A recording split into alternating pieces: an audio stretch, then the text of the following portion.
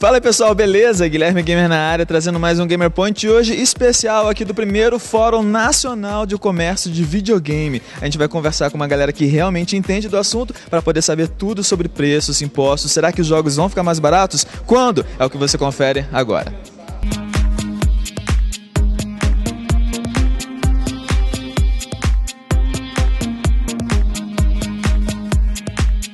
E tudo isso começou aqui com o Moacir Alves Júnior, com o Jogo Justo. Aconteceu o primeiro dia do Jogo Justo, aconteceu o segundo dia do Jogo Justo, virou AC Games. E agora, qual o balanço disso tudo, dessa época, tentando resumir o que aconteceu de bom, de ruim, de aprendizado?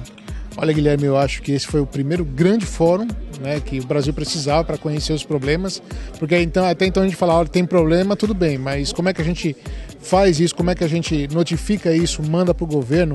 E eu acho que foi a primeira grande vez assim, que a gente teve opinião, falou assim, não, agora vamos falar sobre o comércio de games, sobre o que a gente tem de problema. Eu achei que o resultado foi fantástico, você vê, o governo estava aqui acompanhando com a gente, ele é o porta-voz do governo inteiro, não só do Ministério da Cultura. E uma grande notícia para o produtor nacional, agora muitos já sabem, games são considerados cultura de verdade aqui no Brasil, né? Eu tô aqui com um representante do governo que trabalha diretamente com o Ministério da Cultura e que pode falar um pouquinho pra gente sobre essa nova categoria e sobre essa vitória aí pro produtor nacional de games, né? É, isso aí. Agora o game foi enquadrado na Lei Rouanet, então agora os produtores podem apresentar projetos para captação de recursos através da Lei de Incentivo. Então, como outro produto cultural, como outro qualquer, quebrando um pouco dessa estigma, né, do game como de jogo de azar, de alguma coisa negativa. Agora é um reconhecimento formal do game como produto artístico ou cultural. E além desse trabalho do Ministério da Cultura trazendo os games como cultura, há uma espécie de conversa também com o Ministério da Fazenda no intuito de diminuir tributação, esse tipo de coisa? Sim, é com uma ampla conversa, multissetorial, vários ministérios. A gente está com uma articulação ampla dentro do Estado, justamente entendendo a potência desse mercado no Brasil e criando mecanismos para estimular isso mesmo. E então tem uma articulação de vários ministérios, como o Ministério da Cultura, o Ministério do Desenvolvimento da Indústria e Comércio, a própria Fazenda. Então, articulação ampla dentro do Estado para estimular realmente esse mercado que é nitidamente em ascensão no país. E uma das coisas que foi conversada aqui também nesse fórum é muito legal para todo mundo que trabalha de alguma forma ligado direta ou até indiretamente ao mercado de games, que é o CENG. CENG, que significa? Cadastro das Empresas Nacionais de Jogos Eletrônicos. Como que vai funcionar isso? É mais ou menos, a grosso modo, um banco de empregos gamer.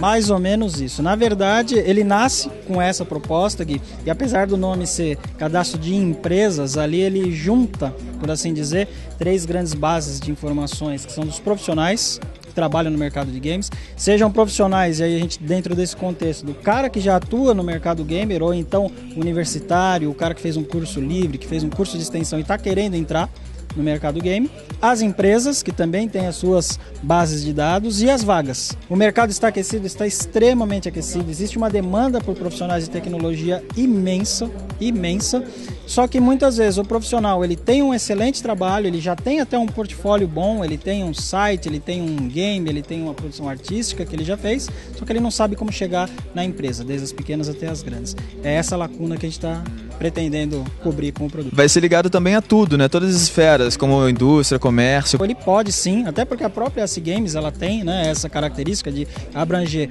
o comércio, a indústria e a cultura. Então nada mais justo que o próprio CENG também atinja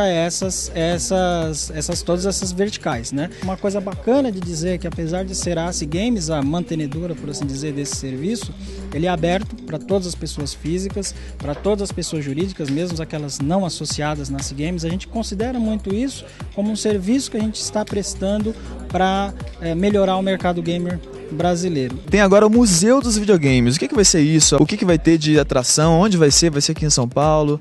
A gente já tem todo o acervo, a gente já tem tudo. Nossa pretensão não é até março, é segundo semestre, porque nós vamos precisar arrumar o local para isso. Estamos tentando um incentivo pelo Banco do Brasil. Só vale a pena lembrar de quem era esse acervo, né? Até como uma homenagem. Não só do Norian Munhoz, que foi o maior colecionador, para mim, na minha opinião, ainda é o maior colecionador de games do Brasil. como também uma parte da minha coleção, toda a minha coleção de games vai ser doada para o museu. Nossa, não vai caber isso tudo de todo mundo assim? Eu falei que já era o maior do mundo. E o Kalil, que também tem uma coleção de games, também vai doar para o Museu dos Games. Então, nós já temos as maiores coleções do mundo, já passamos a França, a Roma, que vai abrir agora o Museu Vigamos. Aí o que a gente precisa? De investimento em local. A gente viu pelas imagens que além da coisa das histórias, das antiguidades, que é muito bacana da gente conhecer, quem é mais novo conhecer, ou quem é das antigas relembrar, mas tem também coisa para as pessoas que estão ligadas nas coisas mais recentes. Eu vi uma coisa de recreação também, partes temáticas ligadas ao universo do Mario, universo do Sonic.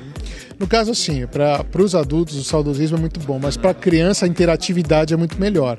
Então, quando o Cal estilizou toda essa questão temática, movimentação, é o que a gente precisa lá no museu para a criançada também poder interagir com um cenário, com uma coisa do Pitfall. Então, quer dizer, você não vai querer tirar foto como se você fosse o Harry do Pitfall, você vai querer. Então, isso é uma interatividade praticamente exclusiva, né? Só tem um museu, se eu não me engano, em Londres tem um museu que tem um canto que é vintage, aí tem aquela coisa de televisão antiga e o videogame antigo. Mas o nosso museu a gente quer customizar ele de uma forma nova e antiga. E o bacana também é que a gente vê grandes empresas internacionais prestando atenção e vendo que o mercado brasileiro realmente existe. Como que está sendo essa recepção? Está crescendo? Vocês estão vendo um retorno bom disso? Sim, com certeza. PES continua crescendo consistentemente ano tras ano. Os números que a gente está reportando para o Japão são dos melhores que tem a companhia em todo o mundo. E isso faz que a Konami cada vez tenha mais foco no Brasil. A gente está lançando campanhas consistentes de marketing.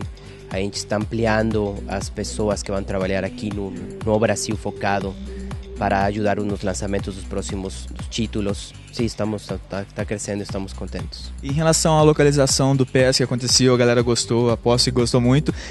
Tem previsão de novos jogos que vão ser localizados também? Pelo menos um estudo de quais jogos podem ser ou não, dificuldade maior de alguns? Não, a gente está analisando localizar as nossas principais franquias, que são Metal Gear Solid, Castlevania e Silent Hill. Estamos conversando com alguns estúdios brasileiros que já têm experiência na localização de jogos. Estamos analisando esse processo e administrando, porque é uma coisa demorada para que aconteça, mas o Japão já sabe que é super importante para o gamer brasileiro poder jogar em português do Brasil, né? E há uma facilidade maior de repente, ao invés de fazer uma localização total, com diálogos e falas, ter uma localização só parcial, de repente com legendas? Isso talvez fosse mais fácil e já agregaria bastante valor ao consumidor final brasileiro, que muitas vezes acaba o consumidor aqui do Brasil preferindo até ouvir com a voz original mesmo, porque foi como foi feito o trabalho de verdade, né?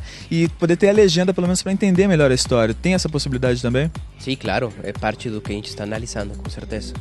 Mas tá bom, a gente tá enrolando um pouquinho aqui. Eu sei que todo mundo tá querendo saber quando que os jogos vão ficar mais baratos, afinal de contas. Porque a gente teve o primeiro dia de jogo justo, teve o segundo, aí todo mundo ficava perguntando quando, mas ainda assim a pergunta acaba sendo, de qualquer maneira, não tem como fugir disso, quando, assim. Tem uma ideia, a gente viu várias pessoas na mesa, nas várias rodadas que tiveram, citando um preço de que poderia ser R$ 99,90, seria o preço ideal, o preço, digamos, dos sonhos. Outras pessoas acharam que não. Vou dar um prazo, eu diria que até o final do ano pode acontecer, e no máximo até o final do ano que vem. Até o final desse ano, a gente pode ter alguma mudança muito grande, e até o final do ano que vem a gente ter a certeza de ter uma coisa radical nesse sentido. Por quê? Porque o governo está de olho muito no que a gente está fazendo.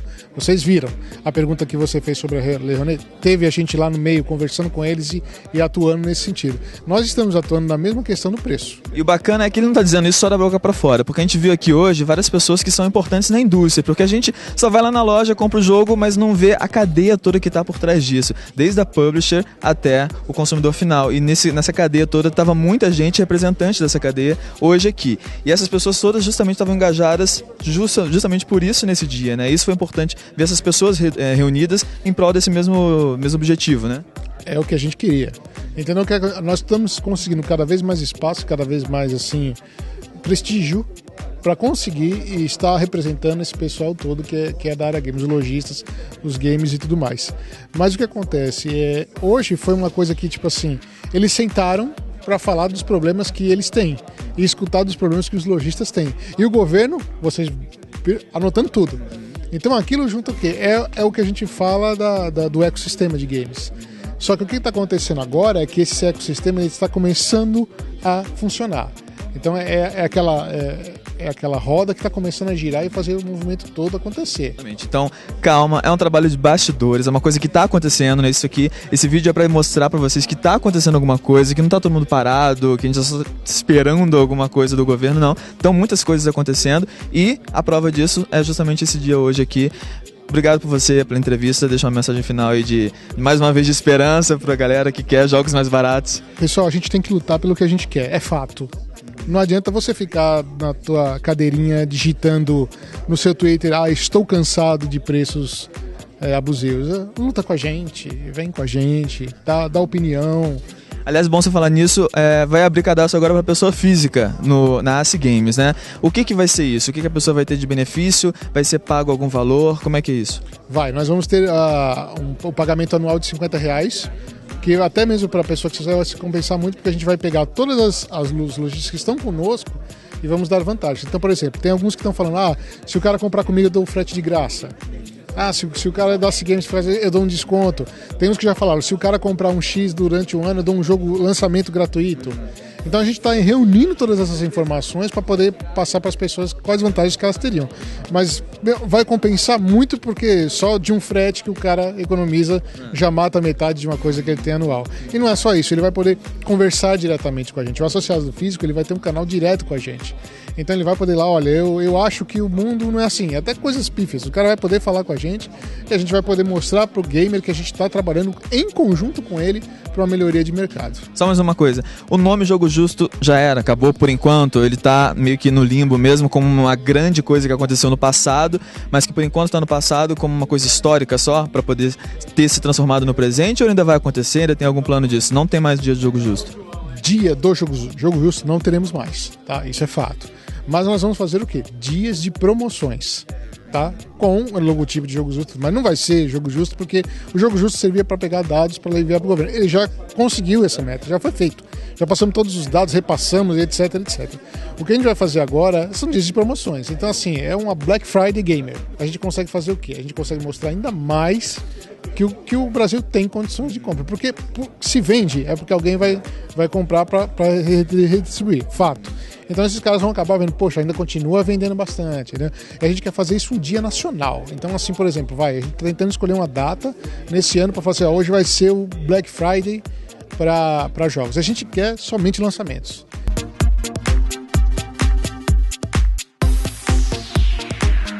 Até o próximo Gamer Point. Não esquece de se inscrever aqui no meu canal do YouTube e também de favoritar, dar joinha e compartilhar com seus amigos. Beleza? Até a próxima. Tchau.